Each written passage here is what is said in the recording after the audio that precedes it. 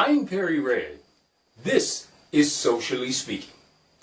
I just want to take a minute to share with you our commentary from the other side of the tracks. Listen, I just experienced another birthday yesterday. I'm a year older, and what I know about this country is that it hasn't treated me any better in 2020 than it did in 1964.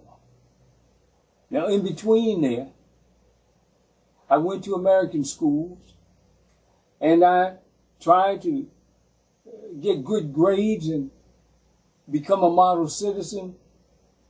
I joined the military. I jumped out of helicopters for a living and made the commitment to fight and die for this country. And even in my military experience, it treated me like it did in 1964 and as it does today in 2020. Here's the deal. We have watched year after year, and it appears month after month, a new atrocity committed against black people in this country. And again, we are begging for calm. We're asking our people to be calm. Understand this, and I've said it once, I've said it 1,000 times, and I'll say it again, that we, as black people in this country, are the most forgiving people.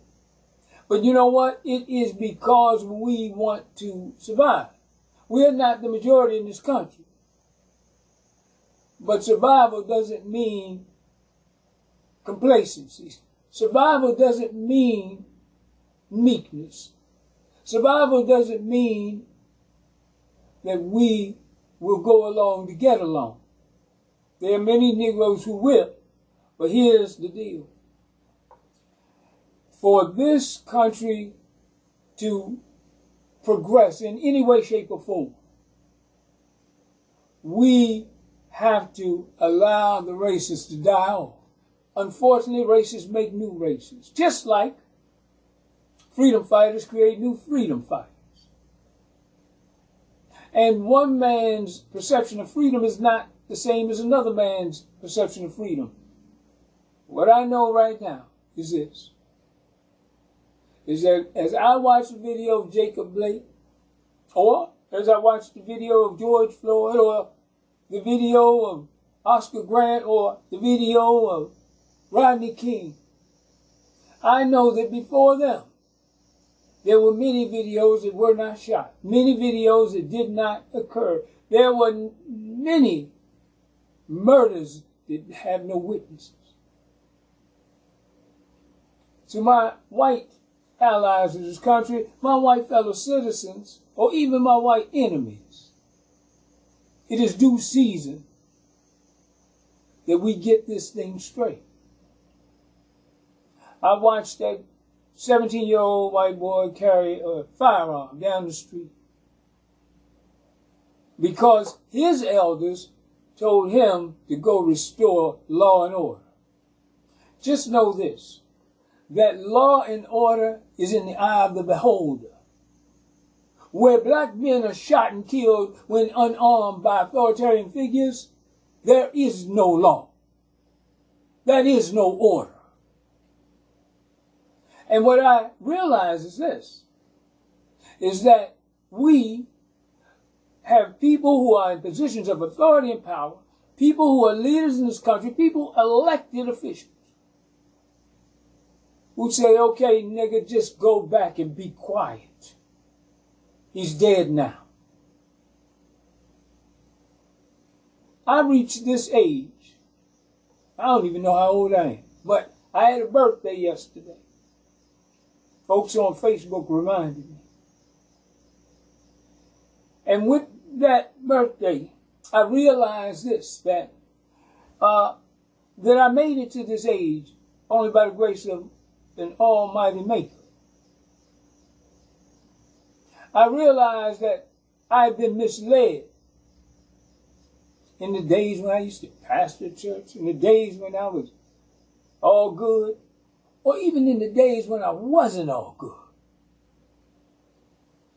I was taught a history that was twisted and retarded. And here's my worst fear. That any one of my grandchildren, any one of my nieces and nephews could one day be misled in a country that cares nothing for them. The great thing about having a so-called president like Donald Trump is this. He's too stupid to hide his misdeeds. He's too much of an imbecile to have any discipline over his tongue. Therefore, you are hearing the voice of white men out of his mouth. You are seeing the actions of white men out of his actions. You are feeling the heartbeat of many white men who are part of the majority in this country. So just know who your enemies are. It's clear to me. I'm saddened by it. Right here in the District of Columbia, we have had a population boom in this city, in the district. But keep in mind this, a city that's still majority black and was predominantly black, we still don't have equality. We have no senators in Congress. A member of the House of Representatives has no vote on the floor. And for those who live in this city, the District of Columbia, which should be a state because we have more residents than 2 other states in the Union, because we pay more taxes than 5 other states in the Union, we should be a state. But white men want us to continue to be in submission to them. And we, as a people, keep forgiving the one who kills us. So as I watch Jacob Blake shot 7 times in the back, there ain't nothing brave about that. You talk about honor your men in blue.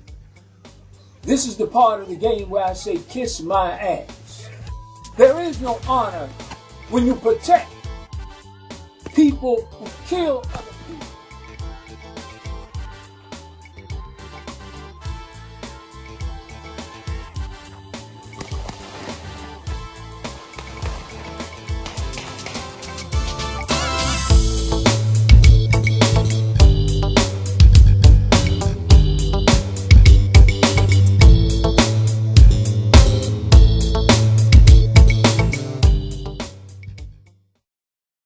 Red Media.